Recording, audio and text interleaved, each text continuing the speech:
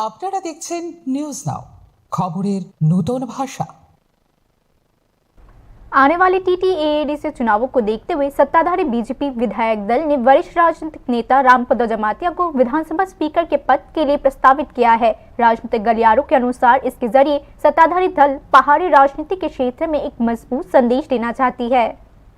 सत्ताधारी बीजेपी दल ने त्रिपुरा विधानसभा के नए स्पीकर के रूप में अनुभवी जनजाति विधायक रामपद जमातिया के नाम का प्रस्ताव रखा है। इसके साथ ही बीजेपी के दो सहयोगी दल टिप्रामाथा और आईपीएफटी ने भी स्पीकर पद के लिए उनकी उम्मीदवारी को अपना समर्थन देने का वादा किया है। नतीजतन राजनीतिक पर्यवेक्षकों का मानना है कि स्पीकर के रूप में उनका चुनाव लगभग तय हो चुका है। पिछले साल 26 दिसंबर को तत्कालीन स्पीकर विश्वेंदु सेन के निधन के बाद त्रिपुरा विधानसभा के स्पीकर का पद खाली हो गया था। विधानसभा की संवैधानिक कार्यवाही के निर्वाधित संचालन को सुनिश्चित करने के लिए एक नए स्पीकर का चुनाव एक अत्यंत आवश्यक कदम बन गया था।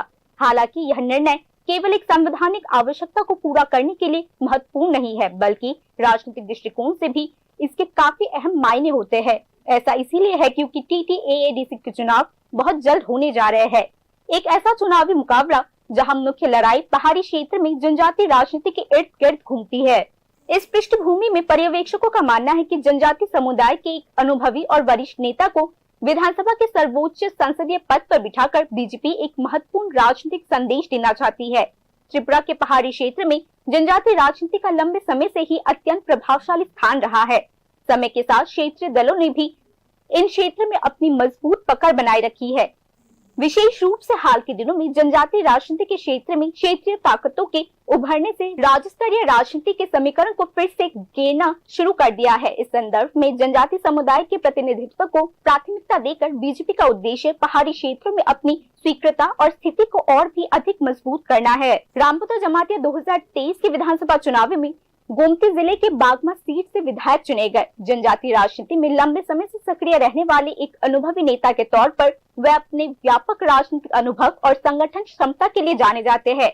कई लोगों का मानना है कि अपने पूरे राजनीतिक करियर में जमा किया गया उनका अनुभव और साथ ही उनकी प्रशासनिक सूझबूझ विधानसभा की कार्यवाही को प्रभावी ढंग से चलाने में अहम भूमिका निभा सकती है। नमस्कार।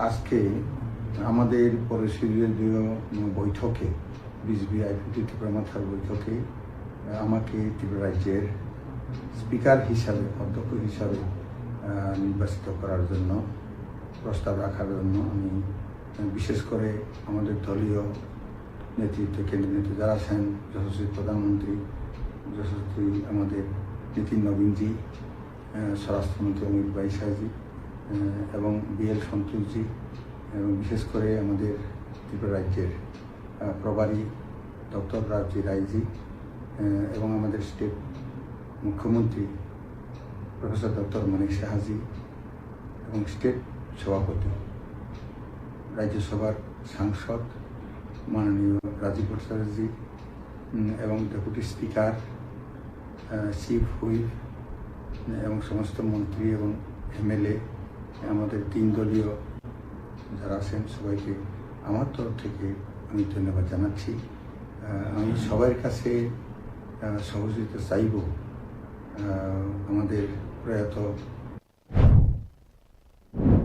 रामपद जमातिया का जन्म 13 फरवरी 1957 को हुआ था। इससे पहले उन्होंने मुख्यमंत्री डॉक्टर मानिक शाह के नेतृत्व वाली त्रिपुरा सरकार की कैबिनेट में जनजातीय कल्याण और उद्योग एवं वाणिज्य मंत्री के तौर पर काम किया था। रामपद जमातिया लंबे समय से जनजातीय समुदाय के उत्थान के उद्देश्य से चलाई जा रही विभिन्न विकास पहलों से जुड़े रहे हैं। इसी बीच रामपद जमातिया ने कहा है कि अगर उन्हें आधिकारिक तौर पर स्पीकर के पद के लिए चुना जाता है तो वे विधानसभा की कार्यवाही को सुचारू रूप से चलाने और संसदीय गरिमा को बनाए रखने में निष्पक्ष और जिम्मेदार भूमिका निभाएंगे।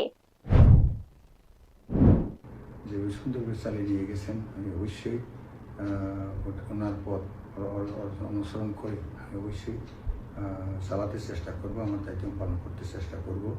আমার দলীয় যারা সবাই আছেন, বিধায়করা, মন্ত্রীরা যারা আছেন এবং অন্যান্য যারা আমাদের প্রেস মিডিয়া আছেন, সোশ্যাল মিডিয়া আছেন, প্রেস মিডিয়া, সবার কাছেও আমি সহযোগিতা চাইব।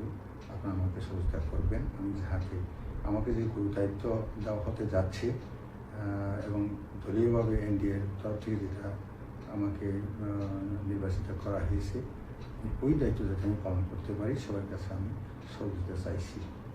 ধন্যবাদ। कुल मिलाकर राजनीतिक पर्यवेक्षक बीजेपी के इस फैसले को, जिसमें उन्होंने जनजातीय समुदाय के एक अनुभवी प्रतिनिधि को विधानसभा स्पीकर के तौर पर पेश किया है, एक बहुत ही सोच समझकर उठाया गया राजनीतिक कदम मान रहे हैं, खासकर तब जब एडीसी चुनाव बहुत नजदीक है। इस कदम के जरिए बीजेपी न केवल पहाड़ी इलाकों में रहने वाले जनजातीय समुदाय के प्रति सम्मान का संदेश देती है, बल्कि भविष्य के चुनावी मुकाबले से पहले अपनी राजनीतिक जमीन मजबूत करने के लिए एक रणनीतिक तरीका भी अपनाती है। और यह सब उन्होंने अपने गठबंधन सहयोगियों के साथ तालमेल बनाए रखकर किया है। Bureau report, news now.